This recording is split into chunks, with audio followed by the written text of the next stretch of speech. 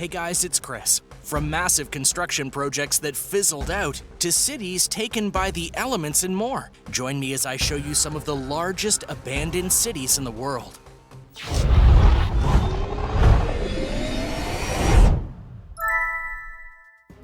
Number 10. Ordos Kangbashi, China.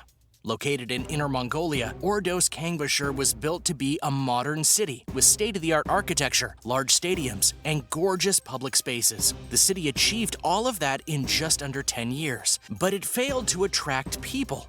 It was built to house 300,000 people, but only 70,000 people moved into the city. Eventually, those people started to trickle out as well.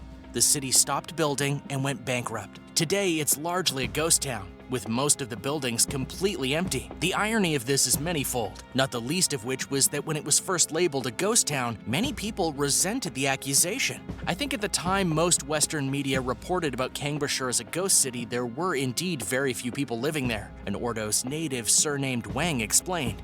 There was also some misunderstandings. They didn't know exactly about the reasons for the changing steps of Kangbashi. Moreover, sometimes reporters like to make amplifications about facts to attract readers. But clearly that was not the case, for time went on, and the city is still majorly abandoned.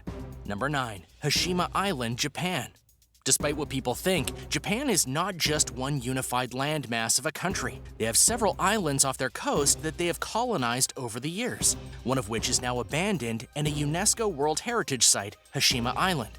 In relativity to Japan, it's really not that far away. It's only about 9 miles off Nagasaki, and during a massive coal boom, the island was filled with people, buildings, and more. But it wasn't just coal mines, it was underwater coal mines, and it helped fuel the industrialization of Japan at the time. From about 1887 to 1974, the island was full of inhabitants. But then the mines started to dry up, and Japan decided to cut their losses and close the mine down. With the main source of industry now gone, the people of the island departed, leaving the buildings, schools, hospitals, and more just lying there. However, this turned out to be a blessing, for since it was an island and there was no reason to go there outside of curiosity, the place remained virtually untouched for 3 decades. This eventually led it to be a tourist attraction, and then a UNESCO World Heritage Site in 2015. It's also been featured in certain movies due to its somewhat haunting look. Number 8. Wittenoom, Australia. There are all sorts of reasons for a city to be abandoned, but in the case of Wittenoom in Australia, it was a situation that all but required it for the safety of those that once lived in it. For the record, the city is located north-northeast of Perth, in the Hamersley Range, in the Pilbara region of Western Australia. The reason that this town was so popular for a time was that it was a place where you could mine for blue asbestos, which at the time was a major building material in the country. So after decades of mining it, the town grew rather large. Amid growing health concerns, however, because of the asbestos and the declining demand for asbestos as a whole, it led to the mine closing in 1966, with most of the residents moving away to find other work. Wittenoom was officially closed in 2007, and the Australian government took steps to limit access to the former mining town and removed it from all official maps. Due to the nature of the mining that took place there, asbestos fibers are still found in the topsoil and air around Wittenoom, making it dangerous to spend too much time in the town. So while many cities are abandoned because of their inability to sustain good life, this one was shut down because it would literally cost life to be there. And now for number 7. But first, let me know which city you would want to visit in the comments below. And be sure to subscribe if you're new here. Number 7. Alcatraz. While not a town per se, the island known as Alcatraz most definitely has played an interesting role in the history of the United States. Mainly because the island off the coast of San Francisco was home to one of the most famous prisons in the history of the world. Alcatraz was a maximum security prison meant to house the worst of the worst. The island's location was meant to enforce that. There was no way out of the prison, because even if you broke out of your cage and the main building, you'd still have to swim across the ocean to get somewhere. And if you didn't know the tides of the bay, you'd be swept out into the ocean and you'd probably die there. What's forgotten at times is that Alcatraz actually had multiple purposes over time, including being a military base, a lighthouse for ships, and later on in life, an art exhibit for various people. In terms of the prison, though, they housed legends like Al Capone and more. But eventually, the setting was proven too costly to maintain, and the prison itself was breaking down. So the prison was closed, and many decades later, it was opened up for tours. Officially, no one ever escaped Alcatraz, but unofficially there are many who think that the spirits of the prison still remain on the island. Number 6. Ruby, Arizona. On the surface, Ruby, Arizona appears to be just another Wild West town from the 19th and 20th centuries that had its heyday and then slowly went into obscurity.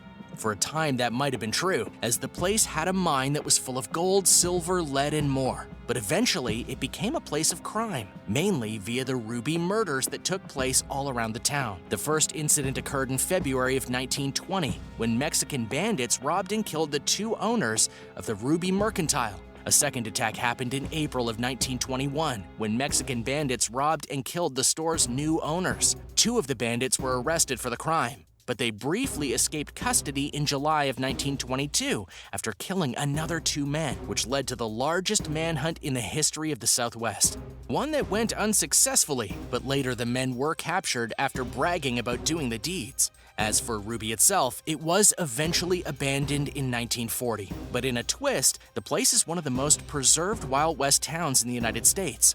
The place is on private land and thus remains untouched outside of those who pay a fee to visit. Number 5. Kennecott, Alaska.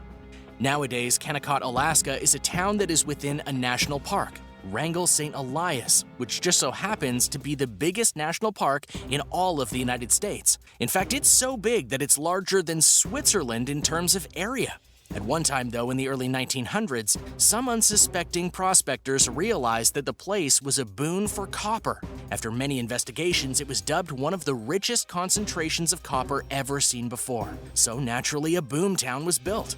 There were even investors in the town such as J.P. Morgan, all so that his company could get a cut of the copper, which turned out to be a very wise investment, for over $200 million worth of copper ore was found within the area itself. This naturally lent the town the money it needed to expand. However, when the ore dried up in the 1930s, the mine was shut down, and the decade started to take a serious toll on the town. Eventually, the National Park Service bought it in 1998 and made it a place that tourists can visit and explore.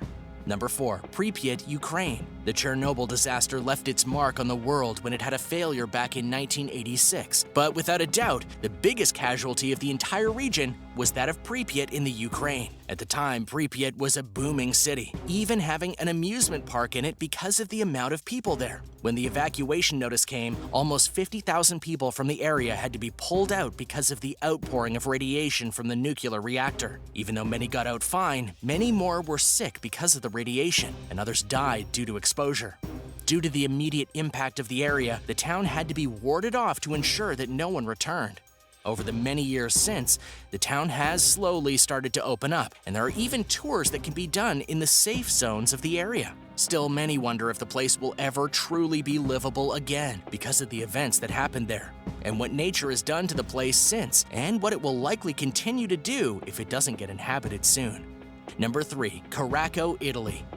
Depending on what you view film-wise, you'll likely recognize Craco, Italy in movies like The Passion of the Christ and King David. The town itself is built into a summit, and it was done so for defensive reasons. Because of this, the town is quite unique in its looks. There is some debate as to when the place was first settled. Tombs from as far back as the 8th century BC suggest that people have lived there for a really long time. And then the Greeks came in and colonized it even more. The city has always had an interesting history, including growing so large it could have districts and even rebellions via certain parties. But in the 1900s, everything fell apart quite literally. First, in the 1920s, a major immigration movement in Europe to America happened, and Craco was heavily affected then. But that wasn't all. Eventually, a series of natural disasters completely wiped out the town in parts. It was abandoned after that. Despite this, people continue to go back there and visit. There are even societies created by the descendants to honor the culture and heritage of the city. Number 2. Glen Rio, New Mexico and Texas. The idea of a road making a place a ghost town may sound odd, but when a town used to bank on the popularity of Route 66, one of the most famous roads ever, you start to understand what happened. At one time, Route 66 was the popular way to get from New Mexico to Texas and vice versa. It was a long stretch at times, though. So towns like Glen Rio were the oasis in the deserts that people could go to for gas, food, drinks, and more. During the prime of Route 66, Glen Rio was a very prosperous town. And then the I-40 road came along. and it offered a somewhat better route for motorists. So because of this, Glen Rio saw less and less traffic, until eventually it was abandoned. The town is now listed as a historical place, and you can see many of the things that attracted people there back in the day, including motels, diners, and even some classic cars. You'll even see the signs that welcome motorists to the area. For those who watch Pixar films, you'll probably realize this was part of the plot of the movie Cars. Number 1. Centralia, Pennsylvania. Sometimes a great accident can cause unexpected circumstances, which is what happened to Centralia, Pennsylvania in 1962. During that year, the small town was trying to burn away their local landfill, which for the record is a very common practice when done correctly. But when the act was done, a part of it seeped through an unknown hole in the landfill and went straight into the town's coal mines. Due to the danger of this, the entire town was evacuated. As of right now, the town only has a handful of people living in it due to the fires that are still burning underneath. Fires that will continue to burn until there's no more coal left in the mines. As for the town above the ground, it's practically destroyed by the fire, and the rest of the area has been fully taken over by nature, including having so much greenery that it looks like a field with streets going through it. Thanks for watching. Are you surprised by some of the locations that are on this list? Would you want to go and maybe check any of them out? Let me know in the comments below. Be sure to subscribe to World List, and I'll see you next time on the channel.